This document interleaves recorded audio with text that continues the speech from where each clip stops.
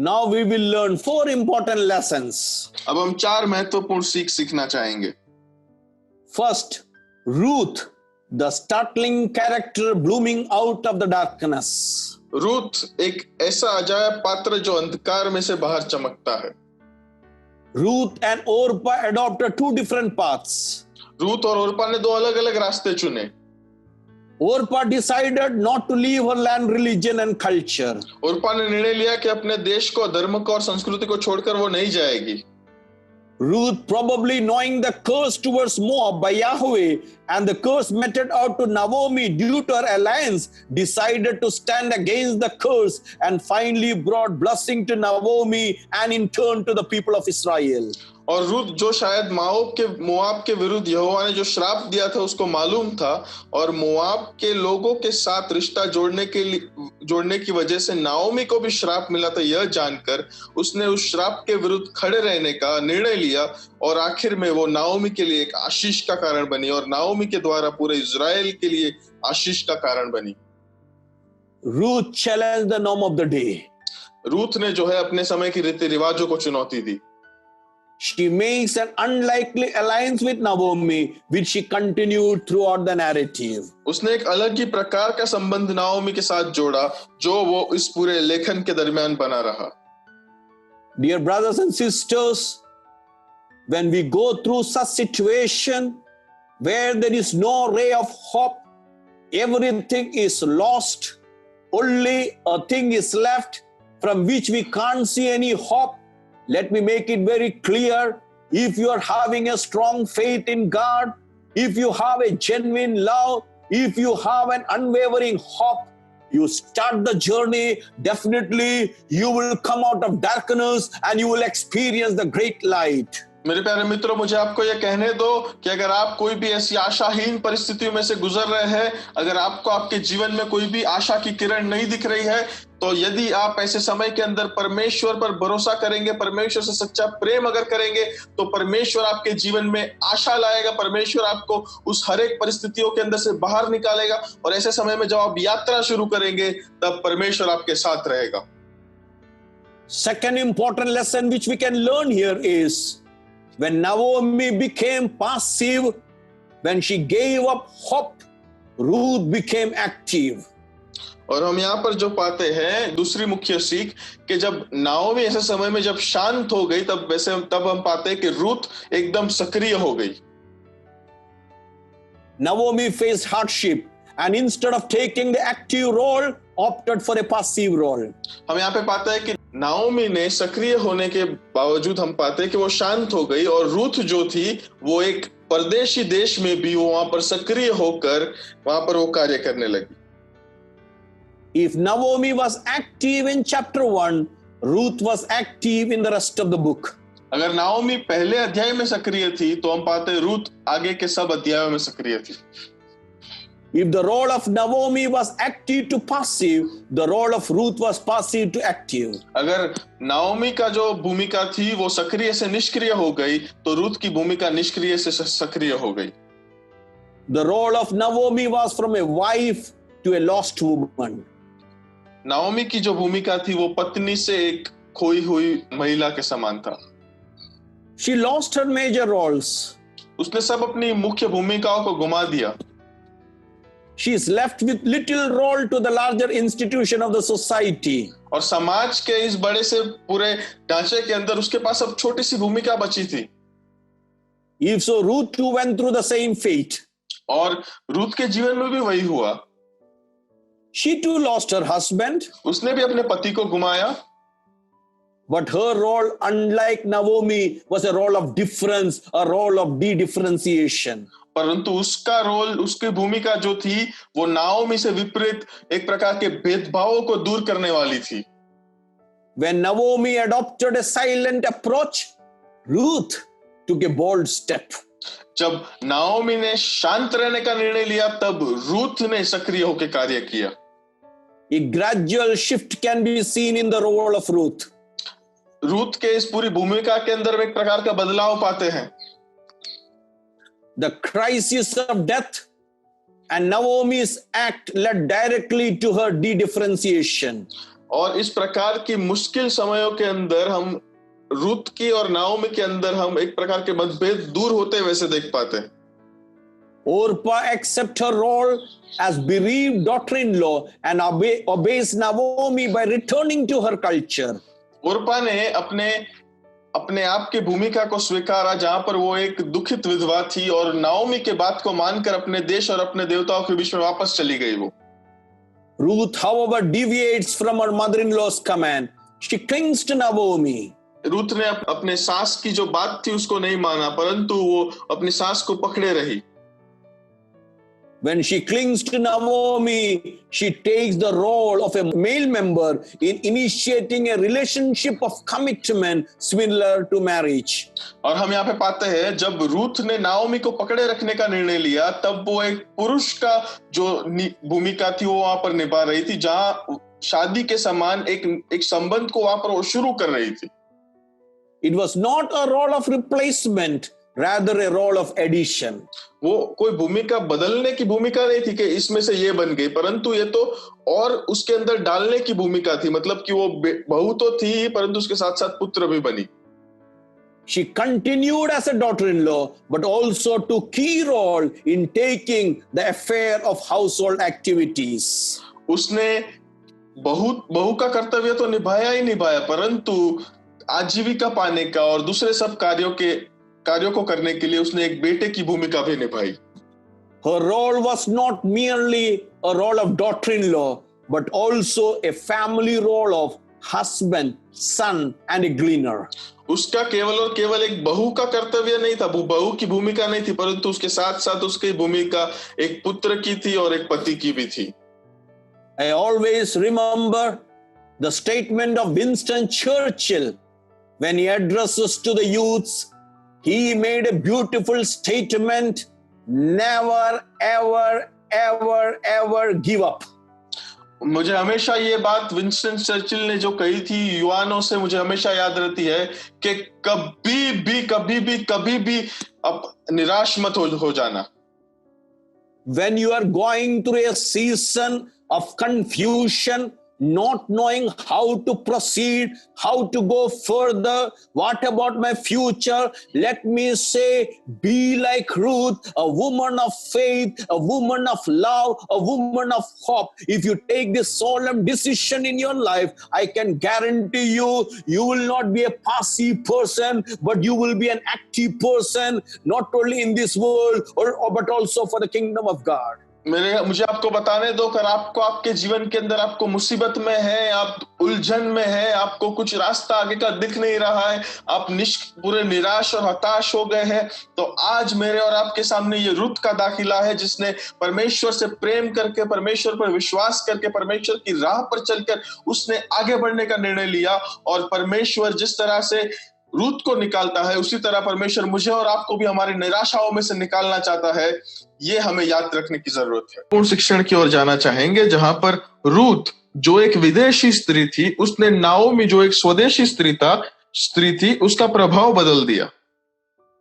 As I have mentioned earlier, the text clearly reveals that Naomi opted for a silent approach throughout the book, and Ruth took the place of her deceased husband and son and displayed an active role. यहाँ पर जैसे हमने आगे देखा, वचन साफ साफ कहता है कि नाओमी ने पूरे घटनाक्रम के दरमियान शांत रहना ज्यादा पसंद किया और रुथ ने अपने मृत पति की जगह ले ली और एक सक्रिय भूमिका निभाई। Orpah, as I have mentioned, left Naomi, and even Ruth was forced to return to her home. But Ruth, instead of following Orpah's model, surprised Naomi by making an oath of allegiance. Orpah ने Naomi को छोड़ दिया, जैसे हमने आगे देखा, और Ruth पर भी जोर डाला गया था पर अपने घर जाने के लिए, परंतु हम ये पाते हैं कि रूथ ने ओर्पा को देखकर चली नहीं गई, परंतु उसने तो निष्ठा की शपथ खाई। If you read the text carefully, Naomi, instead of appreciating Ruth, surprised Ruth and the readers by opting for a silent approach. हम अगर वचन को पढ़े तो रूथ के इस निष्ठा की शपथ के बाद हम पाते हैं नाओमी कोई भी प्रकार की सराहना उसकी नहीं करती, तारीफ नहीं करती है, परंतु नाओमी जो है शांत रहती है और शांत रहने से रूथ को और किताब को पढ़ने वाले सबको अचंभित कर देती है। Now, when you come to chapter 1, verses 18 to 19, it says like this: when Naomi saw that she was determined to go with her, she said no more to her. So the two of them went on until they came to Bethlehem. अगर हम यहाँ पे देखें Ruth 1 उसका 18 और 19 पद इस प्रकार कहता है कि जब उसने यह देखा कि वह मेरे संग चलने को स्थिर है, तब उसने उससे कुछ न कहा और वे दोनों चल निकली और बेथलेहम पहुंची। उनके बेथलेहम पहुंचने पर सारे नगर पे उनके कारण हलचल मच गई और स्त्रियां कहने लगी, क्या यह नाओमी है? When they arrived in Bethlehem, Naomi failed to introduce her daughter-in-law to the women of the town. वे जब बेथलेहम में आ गए तब नाओमी अपनी बहू को लोगों को परिचय देने पर नहीं करवाया उसने परिचय वहां पर अपनी बहू का। The strange expression of Naomi is, listen carefully, I went away full, but the Lord has brought me back empty. Empty, the word empty. और यहाँ पर जो खास बात जो नाओमी विशेष रूप से कहती है वो ये है कि मैं पूरी भरी हुई यहाँ से गई थी, पर मैं जब वापस आई तब परमेश्वर ने मुझे खाली वापस लाया। Two words, full, empty. 2 शब्द, भरा हुआ और खाली। Husband and sons make full when they are not, even though Ruth is there, but mentioned as empty. पति और बेटे जब तक थे तब तक उसने कहा कि भरे हुए हैं, और फिर वापस आते टाइम रूथ जो उसकी बहू थी वो उनके साथ थी, फिर भी उसने कहा कि वो खाली वापस आई है। The presence of Ruth the Moabite is not acknowledged. यहाँ पर ये मोआबीन रूथ की उपस्थिति को नहीं देखा गया है। And that is the second silence. और ये दूसरी शांतता है उसकी। The third silence of Naomi is her failure to inform Ruth about her relative Boaz in chapter 2 verses 1 to 3. दूसरे अध्याय 1 से 3 में जो तीसरी शांतता है वो ये है कि नाओमी जो है अपने रिश्तेदार बोआस के बारे में रूथ को नहीं बताती है। All this can raise many questions. What is the reason behind her silence? Why she hesitated to take her daughter-in-law to Bethlehem? Why she failed to introduce Ruth to the women of the town? Why she failed to disclose the information of Boaz to Ruth? These all are questions which we have to ponder over and find out the answers. इस बात से हमें बहुत सारे प्रश्न खड़े होते हैं कि नाओमी की ये शांतता के पीछे क्या कारण है। उसने पहले अपने बहू को बेथलेहम ले जाने से क्यों हिचकिचाहट की? क्यों नाओमी ने उस शहर की महिलाओं के साथ रूथ का परिचय नहीं करवाया? क्यों वो बोआस के बारे में रूथ को बताने में निष्फल गई? ये सब बहुत सारे प्रश्न हैं। इन प्रश्नों के आगे पूछताछ करने के लिए हमें अभ्यास करना जरूरी है। So on one side, Naomi is silent, passive, and on the other hand, Ruth is active and about to do some important steps.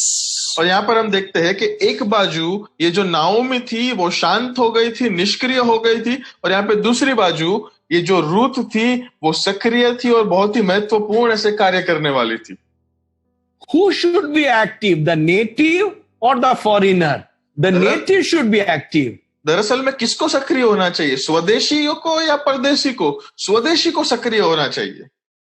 But here the native became silent and Ruth the foreigner became active. पर यहाँ पे हम देखते हैं Naomi जो स्वदेशी थी वो शांत हो गई और रूथ जो परदेशी थी वो सक्रिय हो गई। The role of Ruth, unlike Naomi, from chapter 1 middle part till the end of the book was active. हम पाते हैं नाओमी की भूमिका के सामने रूथ की भूमिका पहले अध्याय के बीच से लेके अंत तक एकदम सक्रिय थी। She was proud of her culture, but took it as a challenge of her life to follow Naomi, which is clearly stated in chapter 1 verses 16 to 17. उसे रूथ को अपनी संस्कृति पर गर्व था, परंतु फिर भी नाओमी के लिए उसने इस जीवन की चुनौती का सामना किया जो साफ साफ पहला अध्याय 16 और 17 में लिखा हुआ है। Though Naomi tried to withdraw emotionally from Ruth, but her strong determination is highly appreciable. हालांकि नाओमी ने भावनात्मक रीति से रूथ को अपने से दूर करने का प्रयत्न किया, परंतु वहां पर रूथ का मजबूत निष्ठा सचमुच प्रशंसनीय है। The characterization of Ruth is a remarkable one. She was mentally prepared to defy her social culture and custom in order to overcome the obstacles that stands in her way. ये जो Ruth का पात्र है वो सचमुच याद रह जाए ऐसा पात्र है। रूथ मानसिक रूप से तैयार थी कि वो अपने सारे सामाजिक रीति रिवाजों और संस्कृतियों को बाजू में रख दिया और वो मंजिल के बीच में आने वाली हर एक चीज को उसने वहां से हटा दिया। She brushed aside the feeling among the Jews that she is a Moabite. यहूदी लोगों के मनों में जो वो बात थी कि वो एक मोआबी स्त्री थी, वो उसने पूर्ण रीति से निकाल दी। This can be seen from chapters 2 to 3. ये हम दूसरे और तीसरे अध्याय में पाते हैं।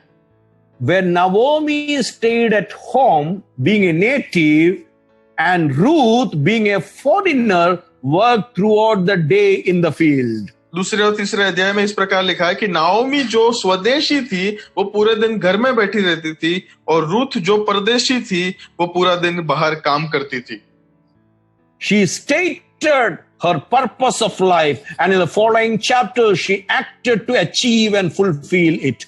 उसने अपने जीवन के हेतु को बताया और बताने के बाद आगे के सारे अध्यायों में हम देखते हैं कि उसने उस हेतु के अनुसार अपने जीवन को जिया।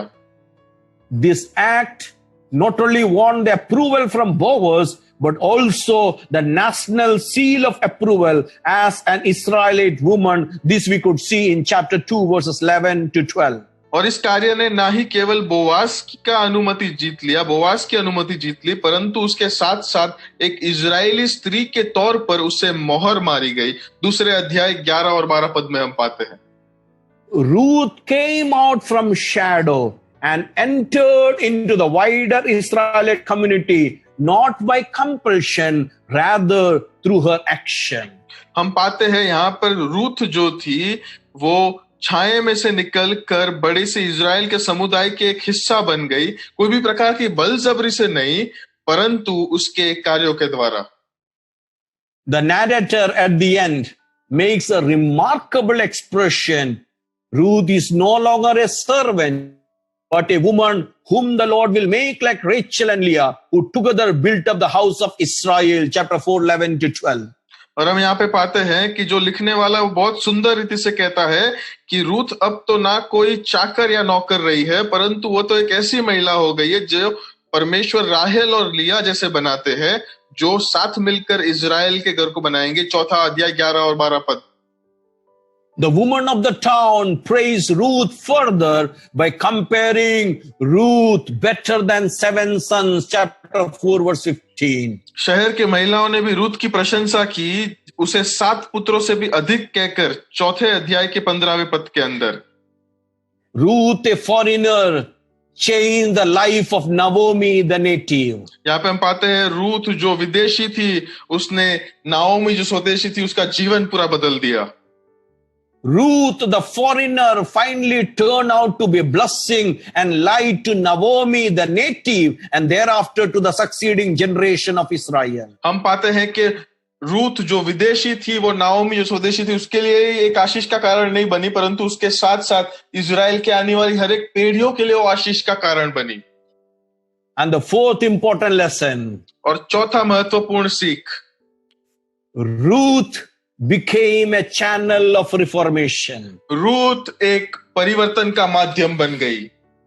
Ruth's movement to Bethlehem with Naomi against the wind was rewarded by becoming a significant part of Israelite political and religious history in the form of a godly King David and the Messiah Jesus Christ. Ruth जो यहाँ पे Naomi के साथ उस बहते हवा के विरुद्ध के बहाव में बेथलेहम में जाती है, उससे उसको एक बहुत ही महत्वपूर्ण भाग इजराइल के राजनीतिक और धार्मिक इतिहास में मिला कि राजा जो था दाऊद उसके वंश से आया और यीशु मसीह भी उसी के वंश से आया। Her initiative to move to a foreign land draws many other women in the mind of the narrator. यहाँ पर हम उसका जो पहलाव था कि वो एक विदेशी जगह पर जाएगी, वो और बहुत सारी स्त्रियों को इस दिशा में उसके मन को लेके जाती है। The narrator brought out women of past, Rachel, Leah, Tamar, the women of Bethlehem. और जो लिखने वाला लेखक था उसने अनेक ऐसी पुरानी स्त्रियों के बारे का उल्लेख किया, वहां पर राहेल का उल्लेख किया, लिया का उल्लेख किया, तामार का उल्लेख किया और बेथलेहम की स्त्रियों का उल्लेख किया। The book of Ruth was read at the Jewish feast of Pentecost, which falls 7 weeks after the Passover. और हम ये पाते हैं कि ये रूत की जो किताब है वो यहूदी पेंतिकोस्ट के दिन जो पास्का पर्व के 7 सप्ताह के बाद आता है, तब वो पढ़ी जाती है। The reading of the book is a reminder to the covenant community about Yahweh's special favor to those who wholeheartedly embrace the voice of God, as Ruth, the Moabite, the foreigner, did. ये जो किताब को पढ़ना है वो तो इसकी याद में पढ़ा जाता है कि परमेश्वर की जो वाचा है वो खास रीति से उन लोगों पर अपनी कृपा दर्शाता है जो लोग अपने पूरे हृदय से परमेश्वर का वचन सुनते हैं, जिस तरह से इस मोआबीन रूथ ने सुना था। One more thing recently I was going through and I found out is that it is interesting to note the placement of the book of Ruth in both the vernacular and the English Bible. यहाँ पर जो एक बहुत महत्वपूर्ण बात जो मैंने अभी समझी जब मैं इसका मनन कर रहा था और मुझे पता चला, वो तो ये थी कि इस रूथ की किताब को एक बहुत ही व्यवस्थित जगह पे हिब्रू बाइबल में और हमारे भाषाओं में लिखी गई है। In the vernacular and English Bible, it is placed between Judges and Samuel. हमारी जो दूसरी भाषांतर की गई भाषा है उसके अंदर न्यायाधीश और शमूएल के बीच में रूथ को रखा गया है। In the Hebrew Bible, it is placed after Proverbs. और हिब्रू बाइबल के अंदर तो वहां नीति सूत्र नीति वचन के बाद उसको रखा गया है। Now, if you take the English Bible, the period of Judges was a period of anarchy. और अगर आप, जैसे कि हमने पहले देखा, अगर आप इंग्लिश बाइबल को ले ले, दूसरी भाषाओं को ले ले, तो उसके अंदर न्यायाधीशों का समय तो एक अराजकता का समय था। It was a period of political instability, religious apostasy, economic hardship and lawlessness. और वो नियम बिना का ऐसा समय था जहां पे राजनीतिक बहुत ही अस्थिरताएं थी, धार्मिक रीति से बहुत ही ऐसे रीति रिवाजों को महत्व दिया गया था और अर्थव्यवस्था थी, वहां पे बहुत ही मुश्किल का समय वो अनुभव कर रहे थे। And after the book of Ruth comes the book of Samuel, which begins with the prayer and commitment of a godly woman, Hannah.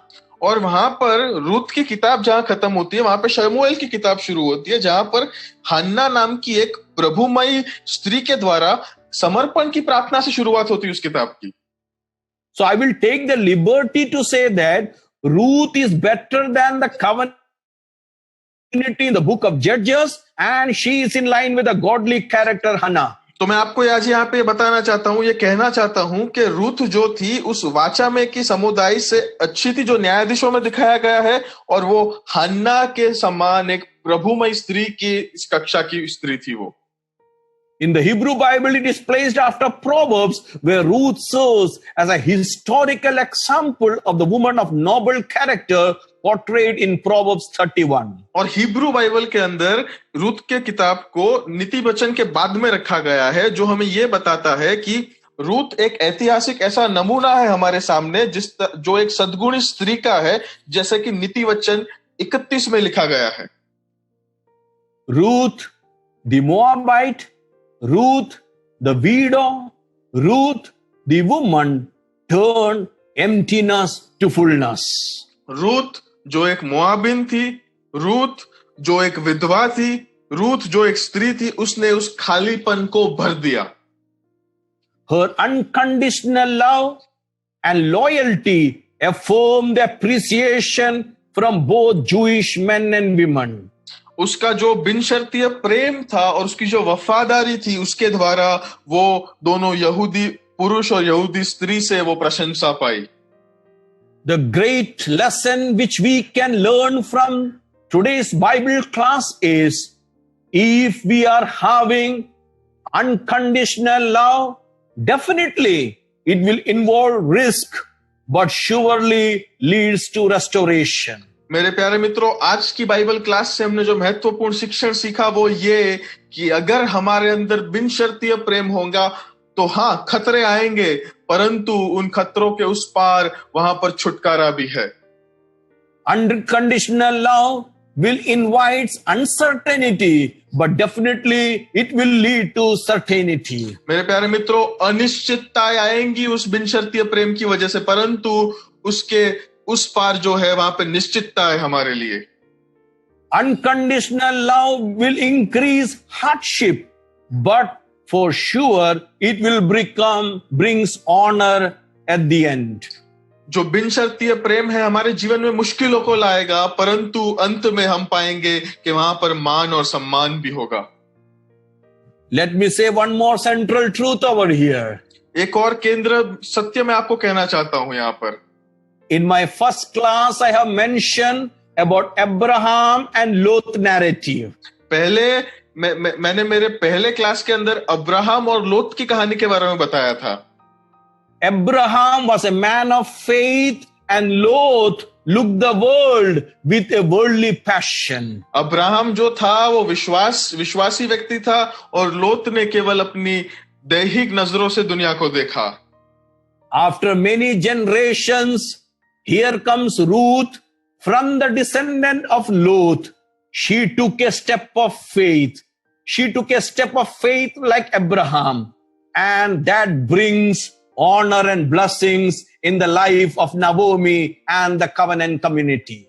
यहाँ पर एक पीढ़ियों के बाद हम पाते हैं कि लोत की पीढ़ी में से ये रूथ आई जिसने ये विश्वास किया और विश्वास के साथ साथ वो खुद आशीषित हुई और नाओमी के जीवन में भी आशीष का कारण बनी। And one more thing which I can challenge is, in the case of Abraham, he received the call, he received the promises. Based on call and promises, he obeyed. He went through struggles, all things, and then he became the father of many nations. But in the case of Ruth, there was no call, there was no promises. In the absence of call and promises, she followed Naomi. In that way, I can say that Ruth is perhaps better than Abraham because she took a bold step in her life. Abraham के जीवन में अगर हम देखें तो उसे परमेश्वर के द्वारा बुलाहट दी गई थी, उसे वचन दिया गया था।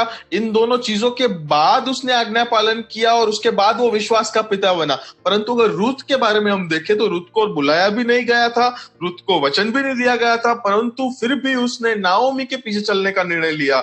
मैं तो कहूंगा कि बहुत दर्जों में अब्राहम से बेहतर रूथ है, क्योंकि यहाँ पर उसको कोई वचन नहीं दिया गया था, परंतु फिर भी वो डट के खड़ी रही और परमेश्वर की राह पर वो चली। And when we come to the New Testament in John's Gospel, chapter 20 and 21, the central fact is Jesus said to the disciples that he will be resurrected on the third day. But when all disciples were afraid of the Jews, it was Mary Magdalene. Like Ruth, it was Mary Magdalene who came to the tomb. And one more thing we can see, when Thomas did not believe, Thomas said, unless and until I touch, I will not believe. What Jesus said, Thomas, you believed because of this. Blessed are those who has not seen and believed. And we are those community without seeing the resurrected Jesus. We are believing. Dear people of God, let our faith and let our love be like Ruth, the Moabite, and be like the people who step forward with a great hope in life. मेरे प्यारे मित्रों, अगर हम नए नियम में आ जाए तो वहां पर यूहन्ना रचित सुसमाचार के अंदर 20 और 21वें अध्याय के अंदर हम पाते हैं यीशु मसीह ने पहले से ही चेलों को कहा था कि मैं फिर से तीसरे दिन जी उठूंगा, पर किसी भी चेले ने विश्वास नहीं किया। परंतु यीशु मसीह का दर्शन लेने के लिए वहां पर हम पाते हैं मगदलेन की मरियम पहुंची और मगदलेन के मरियम के द्वारा दूसरे शिष्यों को वचन मिला कि यीशु मसीह जी उठा है। और उसके साथ साथ हम थोमा के जीवन में भी पाते हैं, थोमा ने कहा था जब तक मैं यहाँ पर उंगली नहीं डालूंगा, जब तक मैं खुद अनुभव नहीं करूंगा, तब तक मैं विश्वास नहीं करूंगा। पर उसके बाद यीशु मसीह ने थोमा से कहा कि तू तो देखकर अनुभव कर कर विश्वास करता है, पर धन्य है वे जो देखे बिना मुझ पर विश्वास करेंगे। मेरे प्यारे मित्रों, हम वो समुदाय है जो देखे बिना विश्वास करते हैं। मैं प्रार्थना करता हूं प्रभु से कि हमारा विश्वास और हमारी निष्ठा भी उस रुत के समान हो, रुत मोआबी के समान हो।